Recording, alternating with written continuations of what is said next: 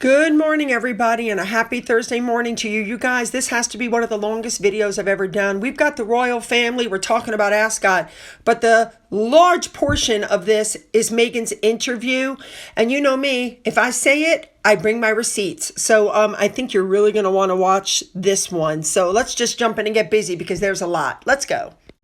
We are starting off today with this new picture that was just released by the United Grand Lodge of England of the Duke of Kent, who is Grand Master, and Jonathan Spence, Pro Grand Master, which was taken at the Freemason Hall in London. All right, now we are on to Ascot, and looks like it's going to be great. Okay, so first day, in the first carriage, you have King Charles, Queen Camilla, the Lady Sarah Keswick, and Prince Faisal bin Salman Al Saud. I hope I'm saying that correctly. King Charles was in the very first one as it went down there. And as he's riding along here, they were playing God Save the King, And then when it finished, everybody clapped and whooped and yelled as the carriage turned into the, I don't know what you call the area where all the carriages go by, where they all drive by. Anyway, Camilla looked lovely in her outfit. Knowing what race lovers, the king and queen are, just like, Queen Elizabeth was, you know that this is a major event for them. And they really, really enjoy this particular day. I'm sure they really look forward to it. All right. Then you have the second carriage going by, which has Princess Anne, the Duke of Wellington, the Duchess of Wellington, and Miss Annabelle Elliot. And doesn't the Princess Royal look lovely? But then she always does. All right. Third carriage then rolled up. You had Peter Phillips, his girlfriend, Harriet Spurling, along with Mr. and Mrs. Anthony Horowitz. And keep in mind, this is Peter Phillips' girlfriend, Miss Spurling. I think it's nice that she's stepping out like this. There's also a fourth carriage, but I don't recognize anybody in that carriage, so probably I should cover it, but I'm not going to. So the first person that we saw out was Sophie, Duchess of Edinburgh, looking absolutely gorgeous in this white outfit that she's wearing. And of course, I love her hat. Now, she was the first member to arrive at Royal Ascot that wasn't in a carriage. Pictures were taken with Ascot Racecourse executive Fiona Howden and her husband, David Howden, as well as Catherine Foster Brown and her husband, Mark Foster Brown. A lot of people were talking about Sophie's outfit. They recognized it. And then, of course, they put her up with sustainable fashion because the dress she was wearing, she had worn before during her anniversary at Ascot. And I think she just looks lovely. I do love the dress. I love the design, the pattern over the top. Very nice. All right, some other people that were seen gathering were Sarah and her daughter, Beatrice. Well, Beatrice had Sarah's hand and was walking her into the area. And of course, all the family members were seen waving at the carriages as they went by. Now, one of the things I've noticed when you're looking at everybody, you have, of course, Zara and Mike, Beatrice and her husband, Edo. You have everybody there. And the thing that struck me when you're looking at all of this is that this is a family. This is not an institution, as Harry was saying. This is a family. And I love the way that Zara showed the correct respect to her uncle. And, she greeted him with a kiss and then she curtsied to him. And, all of it. I just love that. I love all of it. Princess Anne was also seen with her lady-in-waiting, Dolly Maud, who is also a good friend of her daughter, Zara's. Anyway, everything looks fine. You know who else, by the way, was there at the event? Johnny and Olivia Thompson, the newly married couple, were there. This girl, she's really pretty. I like her. Anyway, I like to see everybody's different outfits and their different hats. And of course, I'm waiting for those pictures that Mike always puts up where he's wearing Zara's hat. Anyway, after they congregated there, they went to the parade ring, King and Queen did, to inspect the horses. And they spoke with jockey Ryan Moore. Well, eventually, King Charles and Queen Camilla went to the royal box to watch the races. And you can tell from the facial expressions that they were really, really getting into it. I guess they were hoping their horse would win. Charles and Camilla love the racing as much as Queen Elizabeth did. That's very, very obvious. Now, they weren't the only ones up in the royal box. Some pictures were taken as well of Princess Anne up there with her son, Peter Phillips, and girlfriend, Harriet Sperling. I'm thinking that this girl being there is like almost an announcement of some sort that their, relationship is going forward. Now, also seen up in the royal box was Lady Sarah Keswick. She is a very close friend of Queen Camilla's, which is why she was seen laughing and joking around with Laura Lopez, also up in the box. That is Queen Camilla's daughter from her first marriage. As you can see, there is a list of trophies that, different people are handing out, but King Charles presented the King Charles III Stakes Trophy. And of course, Princess Anne also made a trophy presentation to the Connections of Field of Gold, who wins the St. James Palace Stakes. And talking about Princess Anne, apparently her carriage had an issue as she was headed to Royal Ascot. They're saying it broke down. It actually didn't break down. What happened was the reins detached. So they stopped, reattached them, and off they went. Lovely. And as usual, a big thank you to Remoulade Sauce for showing us what all the gorgeous ladies were wearing. Sophie, Beatrice, the Queen, beautiful outfits. All right, time to move on. All right, before we move on to that podcast, I just wanted to touch on this. Apparently, David Beckham shared an Instagram post showing him having lunch with his mother on June 16th. And he wrote, "Lunch with mom. Haven't seen her since the news. Mom cried when she arrived, cried during lunch, and cried when I was leaving. Special moment for us all. I love it." All right, let's move on now. All right, here we go. So they start the podcast advertisement by showing Meghan walking through a hallway playing with her hair. And she walks up, pours a cup of tea, drinks it, and then spills the tea on the table. You get it? Spilling the tea. And then the woman comes out and goes, "Careful, Meghan, the tea is hot." And then they bust out laughing. And I'm like, oh, so you're trying to do a royal connection thing here. We know that these questions were absolutely pre-vetted, and Meghan was going to use this as a clap back to everything that's going on with social media. I can't cover everything that she talked about, but let's cover a lot of it. Let's go. One of the first things Meghan said was something that caught my attention about Netflix and her contract. Listen to this. Well, I think what's different than what you're saying is your initial experience is that we've been in partnership with Netflix for 5 years already. My husband and I. So there's familiarity and there's comfort. And while that was just on the content side, not on the commerce side, these are relationships and friendships now. So she's counting on the friendships to save her contracts. All right. Then Meghan started talking about her twerking video. Listen to this. Have to be authentic. Just be authentic. Did you see my baby mama dance? I mean, stop it. First of all, can I just tell you the timing of that? We maybe watched it like 20 times yesterday. And I was like, is that her? Oh my God. Is that Prince Harry there with the fingers and the, I was like, okay. Yeah. Okay. Meghan and Harry, let's go. But I think that's you, right? Like that's you in a way that we kind of haven't been able to see you before. And I did like a little secret cheer because I was like, well, that's what I kind of want to see from you. Like I want to see that happiness and that honesty and that like, I don't give a f***. But also, by the way, that wasn't yesterday. No, that was 4 years ago. So it's also a really great reminder that with all the noise or whatever people do, there's still a whole life, a real, authentic, fun life that's happening behind the scenes. I'm just grateful that now, being back on social as well, I have a place where I can share it on my own terms. So here's my thought process. First of all, if you have to use the word authentic multiple times, you're not authentic, okay? People can see right through your crap. And she points out her baby mama video and emphasizes it wasn't done yesterday, it was done 4 years ago, remember? You heard what she said. That was 4 years ago. There's all this happy, authentic living going on 4 years ago. But wasn't it 4 years ago that Harry and Meghan were on Oprah whining and crying about their lot in life and how horrible things were for them? I do believe they were. Now, the next thing that Meghan talked about was her children. I want you to listen to what she said. I don't want to miss a moment for my children.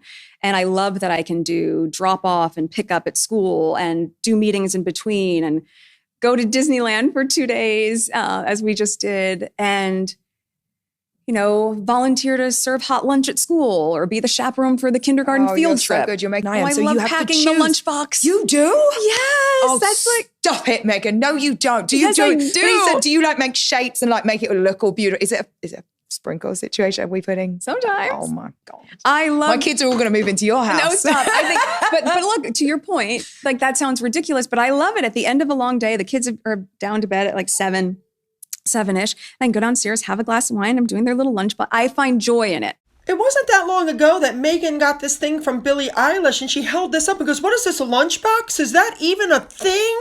Because she can't even keep her lies straight, but I digress.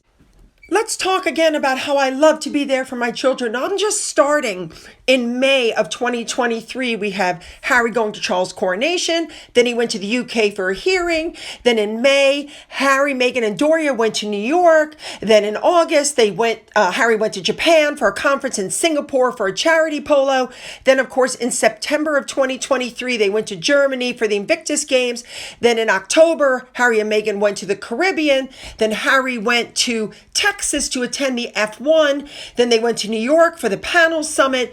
Then we have trips to Jamaica, the UK, Las Vegas, Canada, Texas, Miami, back to the UK, to Nigeria, to Colombia.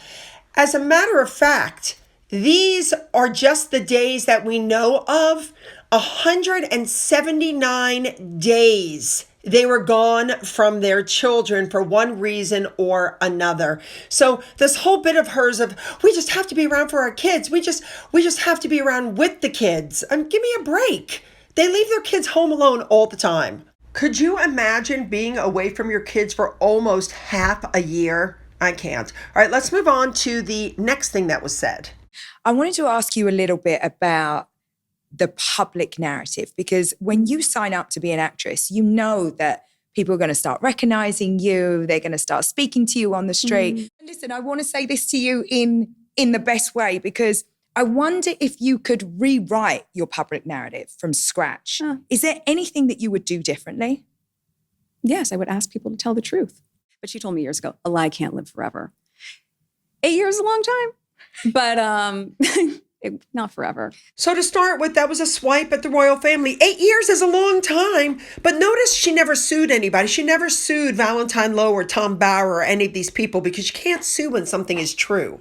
You know, people have told the truth. She's been exposed as the biggest bully and social climber, but that's the problem. She doesn't want the negative stuff out there, only the positive. Don't forget, she accused courtiers and people in the palace of spreading lies about her.